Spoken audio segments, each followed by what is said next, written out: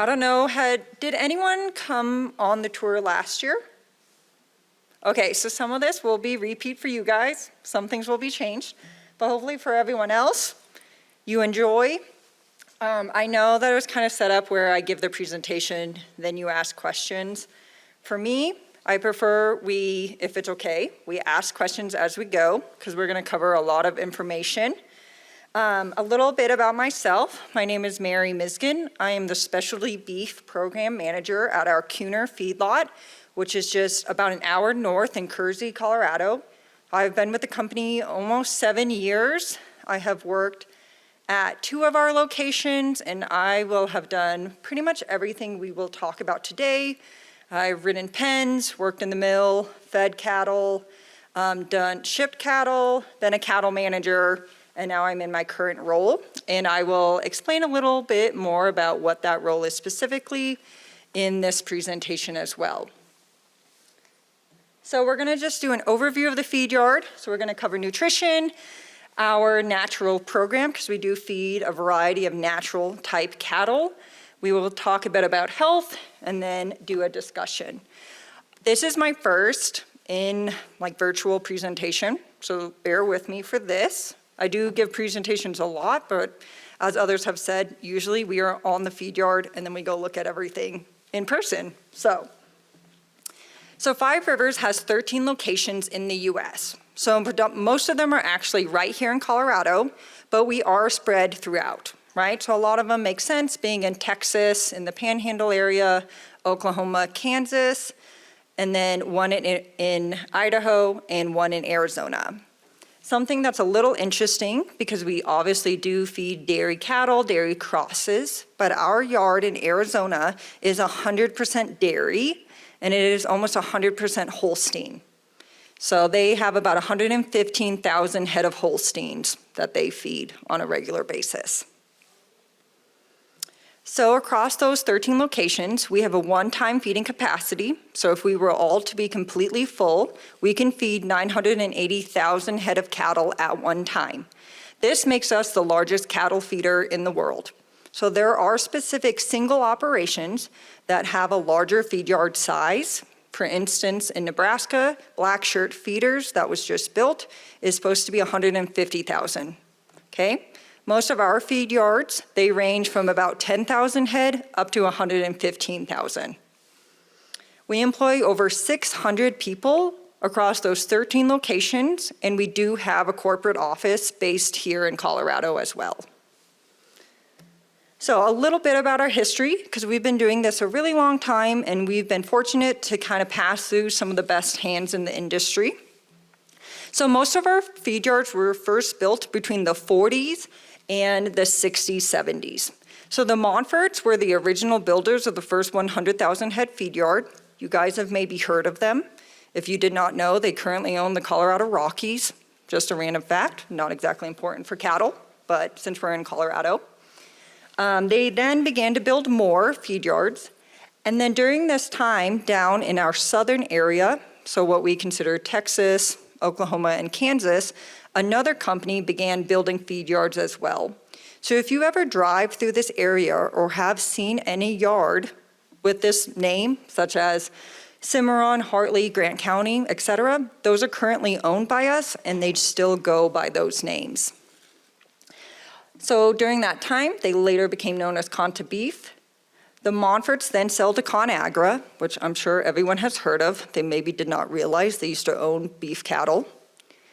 They then joined together to form Five Rivers Cattle Feeding. So Five Rivers Cattle Feeding is the governing agency of the feed yards, but not the owner. Most of you have probably heard of JBS. So they start acquiring beef plants in the US, and then they decided, why don't we own the cattle before they ever come to us? So they purchased Five Rivers back in 2008. And then in 2018, they sold to the current owners of Five Rivers, which is Pinnacle Arcadia Cattle Partners. So we're technically a private investment company, okay? So this is the feed yard that I currently work at, which is the Kuner Feedlot, and most of what we're gonna be talking about today is specific to just this feed yard. So even though we're all owned by run by Five Rivers, it is all specific to the area they're located at, right? The types of cattle they're getting, the types of commodities they can get on a daily basis, and all those things will change a little bit about what we're talking about, but it's relatively the same across the board. So this is the feedlot when it was first built in 1974. Obviously, that's quite a few years ago. How we feed cattle is quite different. The types of cattle that we get now are quite different, but the size of the operation itself has not changed since it was first built. So the amount of cattle we have on feed, size of the yard, etc. Back in 2022, we finished our new flaker floor. So we do steam flake corn every single day. It's our main ingredient in our rations. And so we spent a couple $1 million updating it, and we'll talk a lot about that because it's obviously very, very important. So the Kuner Feedlot is home to about 100,000 head of cattle at one time. We employ generally around 60 individuals at that location to take care of those animals. And our mill, if it has to run at top speed, we can batch 4 million pounds of fresh feed every single day to take care of our animals. Every feedlot that Five Rivers owns has its own mill, so we custom make everything we feed our cattle ourselves. We bring in raw ingredients and make them every single day. So for the Kuner Feedlot, even though we can house 100,000 head, we currently have about 67,000 head, okay? Obviously, you guys know how the market is going, right? There's a lot of fluctuation on cattle prices. Sometimes it's also affected by corn prices, right? There's a ton of things that come into play. So generally, we're rarely at 100,000 head. It's usually fluctuating in some range around there. Most of our cattle are only on feed for 150 to 180 days. Now, we do have groups that will be on feed for longer than that. So for instance, we feed Wagyu Jersey crosses. We have about 15,000 of them at the Kuner Feedlot, and they will be on feed for about 2 years. Which if you guys know much about feeding Wagyus, it generally takes about 5 years or more normally to finish one, if you can imagine. So we're speeding up the process, obviously, by quite a few years. Most of those cattle come in weighing about 350 pounds, and within that 2-year time, they'll probably leave, based off historical data, at about 1,400 or more pounds. So it's slow, but they get quite large. For those 67,000 head, they currently eat about 1.9 million pounds of feed on a daily basis. We have our 60 team members broken into 5 departments. They probably make a lot of sense to you guys, being in the industry, right? So the mill, they make all the feed, take in the raw ingredients, do all of that. The feed department determines what rations our cattle get, how much they eat, and then they deliver it. Cattle department is from the time the cows come in to the time they get shipped. Yard, right? We're a huge facility. There's a lot of maintenance in place, so they manage all of that. And then office staff are people like myself, our accountants, HR, etc. We are fortunate to have 2 on-staff nutritionists and 2 on-staff veterinarians. So I'm sure for some of you, maybe you contract someone to come in, they help you for a bit, but they also maybe manage a couple of the other farms in your area. We're fortunate that they only worry about Five Rivers on a daily basis. They do not work for anyone else. So they are not always on site because we obviously have quite a few locations, but they are out at least once a month. Usually it's more than that because most of them actually live here in Colorado. And they always have access to our data and everything that's happening through the computer systems that we have in place. So we're super fortunate. We do a lot of our own research for medicine trials, feed trials, right? All of those things. And we work really closely with a lot of the feed companies, right, to test products and do things for them. Any questions so far about what you've seen? Okay. So where do we buy our cattle? So this is specific to the Kuner Feedlot for last year's buy numbers. Obviously, some of this will be similar for our other locations. But the big thing is that we are able to buy cattle from anywhere in North America. So Canada and Mexico included. Last year, we did not buy any cattle out of Canada, and we did not buy any cattle out of Mexico, so it's not represented. But this year, we have already gotten cattle from both, right? So it'll look different. So total buying numbers from last year was almost 148,000 head. The year before was 148,000 head, right? Because the cattle are only here a few months, so we have a pretty quick turnover. I've broken it down into the number from specific states, right? So I could have broken it down even to steer and heifer, anything like that, but I did it this way to make it pretty easy. Obviously, you might notice that we do not get a lot of cattle out of Northeast or kind of out of that Midwest region. Partially, that's because that is not our yard-specific buying region.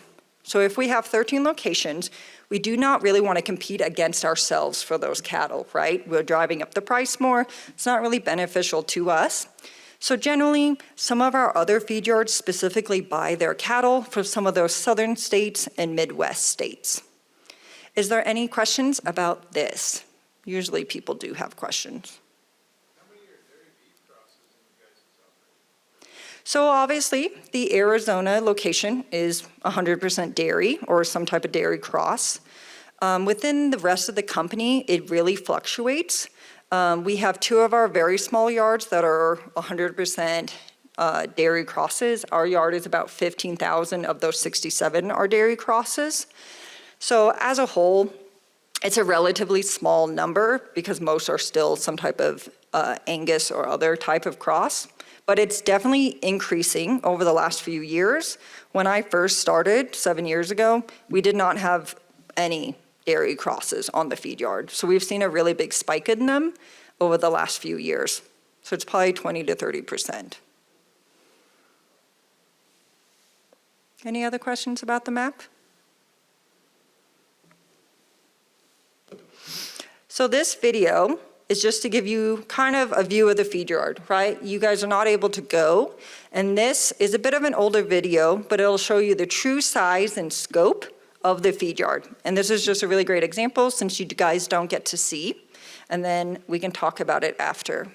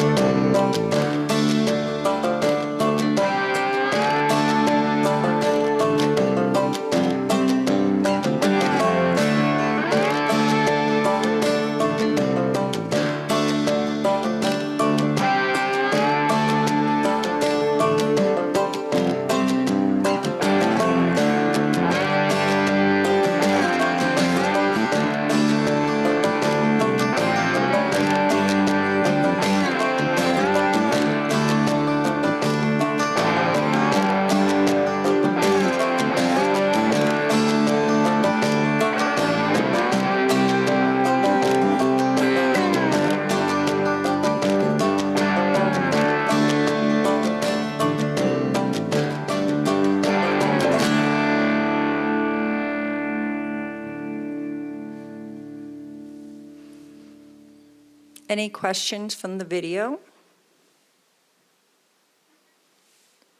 So some big things to notice, since we're not able to actually go out onto the feed yard, obviously, is size, right? The feed yard is over 400 acres in size. You probably noticed, just from those small clips, there's a lot of different pen sizes, right? We're very specific about how many cattle go in each pen. Each bunk is measured and the depth of the pen is measured to give us an accurate number of the specific amount of cattle we can place in there.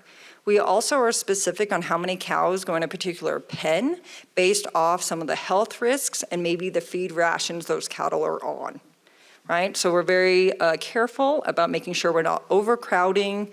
We kind of have a minimum amount of room each needs, generally square foot wise. Each of our animals needs a minimum of 160 square feet per head, and then bunk is usually 14 or more inches, right? We've kind of done research to see specifics for our cattle. You probably saw the feed trucks, right, driving, all of those things. And that'll flow into talking about our nutrition, right? That's one of the most important things we can do at our facility because we're all about making cattle fat, but also keeping them healthy while we do it. So we're going to talk about the ingredients, the different diets, because we do not feed, right, our cattle all the same. Dairy cattle are fed very differently than Angus cattle, etc. So we do feed our naturals different as well. We'll talk a little bit about our mill and the logistics that come into play every day to feed those cattle. So there are 3 basic rations we utilize at our facility. We do have variations of these. So we feed about 12 different rations on a daily basis, make them fresh every single day. And this is a rough breakdown, right? So not exact numbers, but we wanted to kind of give you a visual to see. So the farthest left is going to be our starter ration, right? You can tell extremely hay-based. So majority of our cattle come from a grass background of some kind, right? They lived on wheat pasture, on the range, etc. They've never had any grain in their life. Many of them are not even bunk broke, right? They don't even know what this environment is. And so we train that into them. So we start them on a very low corn diet, and then over time, transition them through to a fully corn and silage-based diet, okay? So they will not get any type of hay later on when they're here. And so as you can see, steam flaked corn, right? Obviously, the big hitter progresses over time. Corn silage is the other biggest one for us. We do utilize wheatlage. We are currently utilizing wheatlage at our facility. It's very much based on time of year, all of those other factors that come into play. All of our silage comes from within a 12-mile radius of the feed yard. So it's all locally grown, really, really close.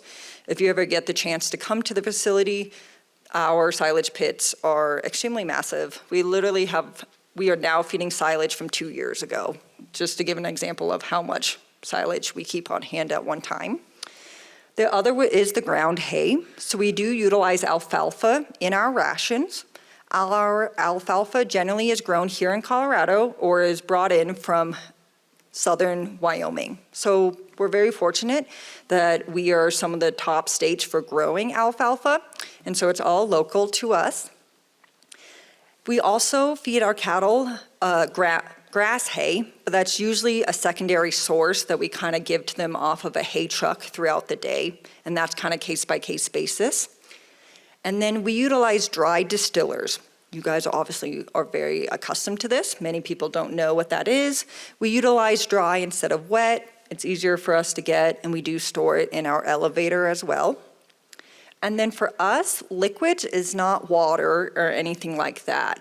We utilize a multitude of other products to help with protein sources for our cattle. So some of our facilities utilize tallow, whey, palm oil, soybean oil, corn oil. We custom make a natural finisher, and it's a molasses-based product that our nutritionists designed themselves, and we have made at a local facility near us. So at our facility, we utilize whey, soybean oil, and then the natural finisher. So pretty simple, right? And then micros. Micros, we actually don't do any type of vitamin and mineral in our ration, and we also do not really give it to our cattle in any other capacity, because if we have a balanced diet, they should be getting it from all of the rest of their nutrition. So for us, it would be ionophores, beta agonists, and things along those lines. Any questions about the rations? So our dairy cattle generally come from some type of grain-based background, right? They're accustomed to it. Their nutritional needs are really different. And so instead of starting them on that first ration, which is the extremely hay-based one, they usually start in the middle playing field. So they already start on a much heavier grain diet.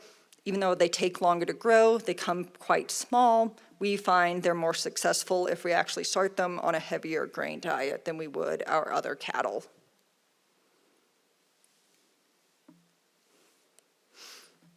So mill layout, right? We would literally go to the mill. We'd get to eat steam flaked corn if you wanted to, things like that. But since we don't actually get to watch, I'm just gonna kind of show you the layout of our milling system. And so steam flaking corn is our biggest commodity. And so we start our steam flakers at about 4 a.m. and we flake about 30 tons an hour. We can do up to 70 tons an hour. We don't need to, so we run slow. And we steam flake our corn with steam of over 200 degrees, usually for about 2 hours before it's flaked. Our flakers are, I believe, the second largest size you can purchase, so they're really, really large. Super nice. They flake really, really fast and very, very consistent. We do check our flakers multiple times a day to make sure the flake weight, starch availability, moisture level, etc. is accurate, right? So that's very specific for our cattle. They go into flake boxes. So all of our boxes for our ingredients have a scale built in. So we work on a negative weigh system. And so instead of a loader having to manually load our trucks, it can weigh itself.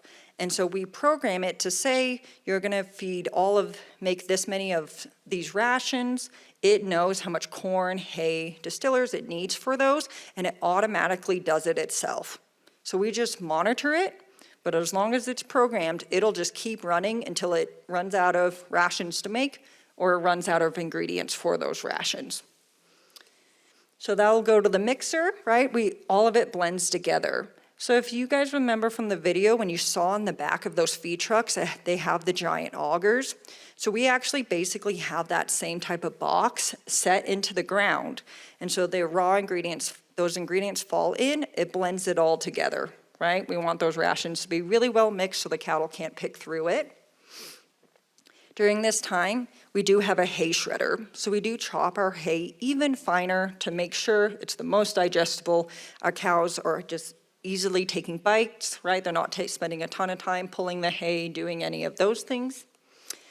And then our roughage boxes, right? So that would be silage, anything else that we're maybe loading with our loader. And then the liquids, micros, all blend together. And then there's a conveyor belt that pulls it to our loadout or our hopper. So it's actually set up where those trucks can drive underneath. They press a button, the doors open, the feed falls in. We make most of our rations on a 28,000 pound basis. Hay rations obviously are smaller because they take up a lot more room. And we make about 70 loads or roughly a day. We feed every pen twice. So our cattle get fed once in the morning, we take a break, and then we feed them all again. So that's kind of the way we do it. Right now, we're starting feeding at 5 a.m. and we get done at about 12:31, and we're running 4 trucks. So we're really fast, so we're actually trying to slow ourselves down. Usually we run with 5 to 6 trucks if we're full. Any questions about the mill? Anything? So our natural program. So this is kind of my bread and butter because I manage this program. Obviously, if you guys know, you utilize a lot of EIDs, right? That's not really an industry standard across the board, but all natural cattle come with some type of permanent identification issued to them by some agency, okay? And so our cattle, we kind of do a baseline to make sure we cover any program out there, and some of the ones we cover are listed down below. And so our cattle, from the time they are born to the time they are killed, can never receive any of these products in any way, shape, or form. So they can never receive hormones, so that means steroids, beta agonists. They can never receive antibiotics or ionophores, and they have to be vegetarian fed, right? So no animal byproducts are allowed, so whey included. And then obviously animals may become sick, right? We're gonna take care of them. They will be doctored, but they will be removed from this program, and they just kind of move to our conventional, or you could call it traditional, side of the feed yard. All of these cattle have to have producer-signed affidavits, and they're third-party verified. So we are paying to be a part of these programs. We are audited. The plants are audited for it. The ranchers, producers, et cetera, are audited for it. And that's because we want that source and age verification, right? They get that permanent ID that's specific to that animal, issued to that person who raised them. And that's because a lot of this meat is sourced outside of the US. So a lot of it goes to places like China, who do not allow any meat to come into their country that's been given those other products. And then we are actually the only feedlot in the US to be able to sell cattle to a plant to be shipped to Saudi Arabia. We don't currently do it. We don't have any programs that do that, but we are the only ones allowed to do so. And then, so a couple of those programs are ones you probably know, right? IMI is a huge one, Red Angus, Technotrack, Legacy, Ranchers Connecting Ranchers, right? There's a ton of them out there that you can do these programs through. Any question about the naturals? Yes. You guys manage feeding the natural and the non-natural part of the feed yard? Do you have a flush system for the mill? Is it just these feed trucks feed the natural feed? Just Yeah. residue of still in box? Yeah. Yeah. So if you guys didn't hear, he was just asking, obviously, if those cattle are not allowed to have all those products, how do we manage feeding them every day, making sure there's no cross-contamination, right? That's a huge thing. We are audited on it by the USDA, FDA. Basically, everyone comes to our facility to check. And so what we do, because we're feeding so many, we have so much going on, that we start our day by feeding our natural cattle first, and then we can go directly in to feeding our conventional or traditional cattle. We then take our break, we feed our traditional conventional style cattle again, and then we actually clean everything. So we do a flush with a certain amount of raw silage, right, because that has nothing in it, and that is a really good source for cleaning all of the equipment, the belts, that mixer, accumulator, hopper. We also then send raw silage through all of our trucks in our loader to clean it. We're also very specific in the order that we make our rations throughout the day so that it also kind of self-cleans. So we do have rations that contain beta agonist, and so we make sure that we would feed that and make that feed early on, and then we make other rations that don't contain some of those other ingredients, so it kind of self-cleans as it goes. And that's one way, instead of having to have specific trucks just for natural cattle or just equipment for that, because most of our feed trucks are probably $250,000 or more, right? Because they're custom boxes, the trucks are specialized for all of it, right? You guys know it's extremely expensive to run equipment like that. And so instead of having to have everything separate, we just make sure to clean everything. Any other questions? So most of our crosses that we get, because we do get, for example, a lot of Jersey crosses, they all do come with EIDs. On our end, they are not natural, so they do not stay in the program, so we actually do not keep that traceability for those. But for ones that go within our Mishima Reserve program, so like I said, we have those Jersey Wagyu crosses. We have about 15,000 of them on feed, and so they are all EID verified. They are a bit of a different program than some of the other ones because they are able to receive antibiotics, right? So every program is a little different. So their specialty does not allow them to have those other ingredients, but they can receive antibiotics up into the last 100 days on feed before slaughter. So that's just kind of a specific thing. So cattle performance. So this slide is specific for steers. The left two columns are average daily gain, and the right two columns are conversion. Light gray is natural, dark gray is traditional. And so our natural cattle usually gain on average 2.8 pounds a day, versus our other cattle is 3.5 pounds. But our naturals have to eat a lot more. So they need about 7.5 pounds of grain per pound of gain, versus our other cattle is 5.8. Right? That probably makes sense because they cannot have ionophores, beta agonists, all of steroids, right? Which make cattle just better in the sense of conversion, less waste. You know, they don't need more feed. That also goes into how long are they here and their overall performance. So this is not specific to steers. This is now heifers and steers combined, so the numbers will look a little different. But normally our natural cattle, not including the Wagyus, because like I said, they'll be here about 2 years, most of them are here about a month longer. And they usually go out weighing less, right? And so most of our naturals are here about 184 days, our other cattle are about 168, and our naturals go out weighing 1360, and our traditional is about 1420. Once again, that probably makes sense after everything we just talked about. Any question about performance? Anything surprise you? Our dairy crosses usually leave at a similar weight, maybe a little 100 or so pounds smaller, depending on.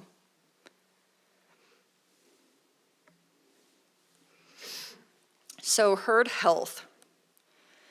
So there's a bunch of ways we focus on health. One of the biggest ones is BQA. Are any of you part of BQA? I know you guys have quite a few things in place within the association. Anything? Well, we utilize BQA. We annually train all of our employees. It was created by ranchers for ranchers, and it has a lot to do with the general focus of how we treat our cattle, where we administer medicine, how much you give in a spot. Because years ago, there was a huge issue where a majority of meat that would end up going to the plant, in those you would find needles, darts, right, abscesses, all of these things. And so a lot of the quality of the meat was just having to be removed, and we weren't being paid for it. And so they've worked very hard to train people in better practices to make sure that we're producing a really good, high-quality product that can actually end up in stores. Our feed yard actually won the National BQA Feed Yard of the Year Award in 2022. Another thing we really do for health is initial processing, right? A lot of our cattle, as you saw, come from everywhere in the U.S. Some of them come from sale barns, so you know none of their history. Other cattle come direct from ranch, okay? So you get a lot of variety. And so there's a couple different things we do to make sure everyone's ideally on an even playing field. So we use different types of vaccines. Our dairy cattle also get other types of vaccines, right? They get things for lepto, which we do not give to our other cattle because they are not as at risk for it. We also give two types of wormers. We give both oral and injectable.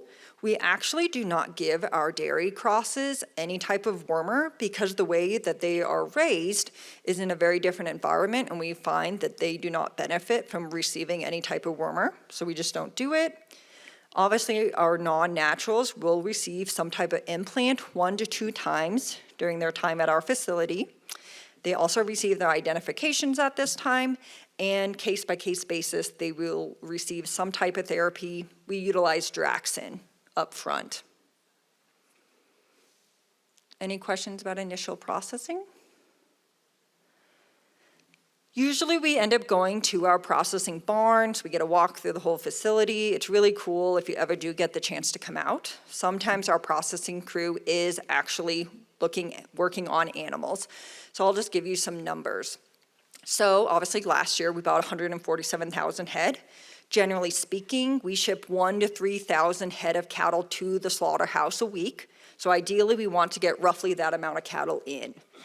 So we can get a couple thousand in, even we can get 1,000 in 1 day. And so our processing crew generally process about 1,000 to 1,400 head of cattle a day, okay? Usually an animal is in the chute for 45 seconds or less, and that is with receiving all these things listed, and all of our heifers are ultrasounded. So even if they're pregged open, any of those things, we still double check for accuracy. If our cattle are young enough or any of the dairy crosses, we do not preg check them because they're not exposed or being too young. It's rather dangerous for us to be doing so. So we do not check those. Obviously, if something is bred, we do administer Lutalice and an antibiotic for her to abort. We do tag her, place her separately to be able to monitor her to make sure she does. Because as you guys know, corn feeding a calf usually does not end up well, especially because most of our heifers that come in are 10 months or so old. So ideally, at that point, we don't want them to be bred, and we don't want them to be especially late day bred, which we do find also. And so part of that, right, making sure they're working through the system quickly is really important because it's low stress on the cattle. And our facility was designed by Temple Grandin. So a lot of the flow and things that you would see if you came to our facility are all by her. Some other things that we have at any of our processing barns, hospitals, load-out facilities is that any concrete the cattle do walk on has a stamp like pressed in, so it adds natural texture to the ground. So easy to clean, and Colorado gets really cold and icy, so that's a big problem for slipping. And then throughout our snake and our chute and our scale, we actually have running water while the cattle are being processed. So there's a great system the cows walk on. And so it actually means that as the cows go through our barn, it's self-cleaning, right? So if you're working 1,400 head of cattle, you guys know, creates a lot of waste. There's also a lot of disease spread because most of those cattle are coming from different places. And so it's kind of a process that self-cleans, right? And then we repurpose that water later on.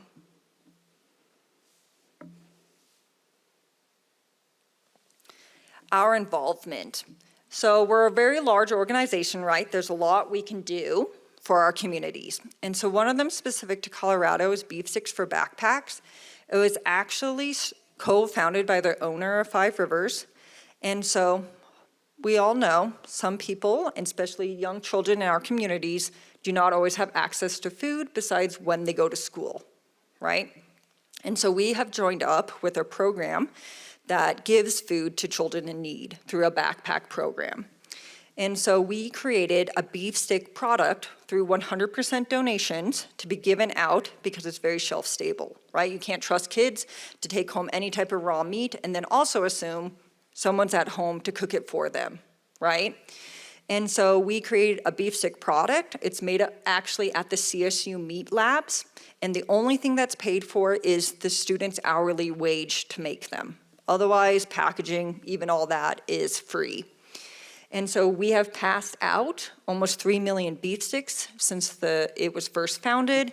And right now, last year, we gave out almost 300,000. So we're hoping to increase it to every single community in Colorado. We're not quite there yet, but we've really seen a really big growth and impact for that.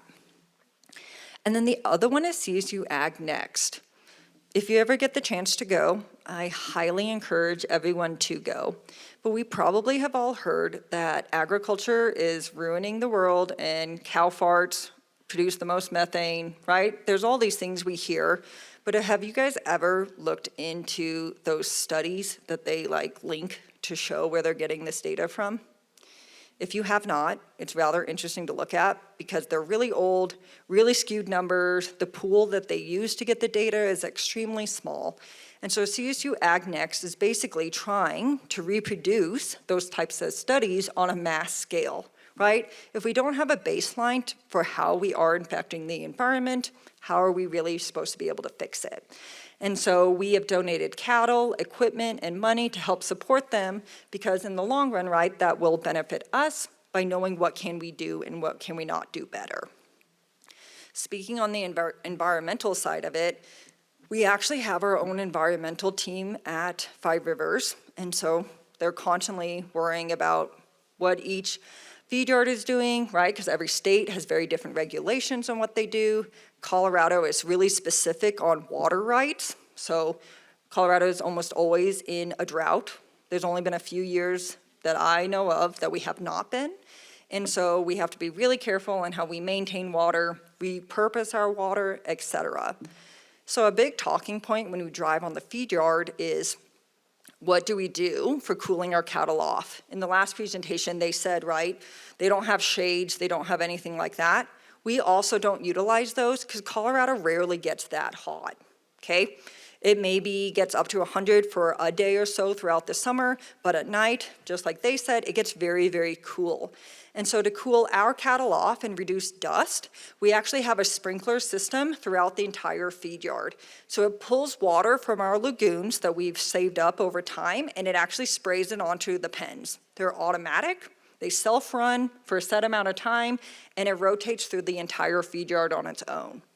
So we save a lot of water by utilizing the lagoon water, and then it makes the cattle cooled off, reduces dust for respiratory and other illnesses we might see. Another thing that's really cool at our feed yard is that we custom made our own water filtration system for our cattle that is attached to our wells. And so none of our water tanks have electricity. They all work on a float system, right? So when the cattle come to drink, the float goes down, pulls in fresh water. But during winter, you would think we'd have issues with freezing. And so we create an overflow system. So running water has a hard time freezing. And so we create a stream-like effect in our water tanks. And then we have a drainage pipe in the back for that overflow water. Then we have something that we call a CW, and it's that water filtration. So it pulls the water from the water tanks into different levels of gravel and sand to pull out large impurities. And then it goes through a UV light to kill bacteria. So then water's fresh, good to go, and it gets filtered back into the water tanks. So we save a ton of money by refiltering our water and cleaning it. So it's very similar to what they have, like a water refill place, etc. You can always check us out on social media. We have a lot of videos, right? You can see more of the feed yard, post random facts, just fun things like that, trying to reach out to the community. But if there's more questions, I can definitely answer more. There's a lot that we did not talk about, but none?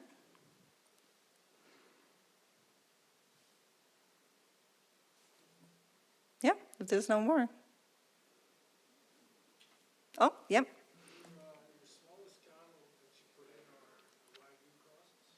Yep, some majority are the Jersey Wagyu crosses. They come at about $350.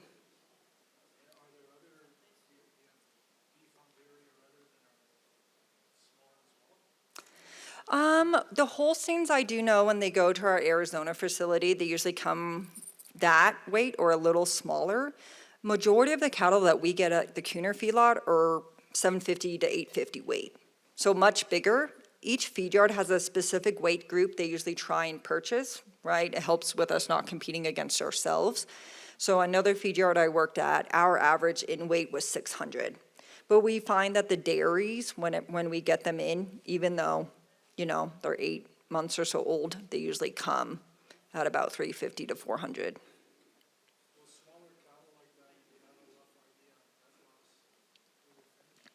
So death loss, we really don't find that we see a super spike just because they're young and small. It's usually due to where they're being purchased from and the health risk involved. The dairy cattle, generally, they come in great, right? They've been handled really well, they have a good baseline, they've received good vaccinations, handled, fed, etc. We usually see much bigger problems with sale barn cattle, specifically from certain sale barns, right? You kind of see trends. Death loss as a whole, right now, for instance, for 67,000 head of cattle on a daily basis, we usually have right now about 3 head a day pass. So as a whole, right, it's like 0.00 something on a death loss of a daily basis. And across the, like for the month, I think we're 0.18. That includes respiratory, digestion, heart, musculoskeletal, etc. So it's a very small percent as a whole, but we don't find it specific to the small cattle. It's usually the quality of the cattle when they come in.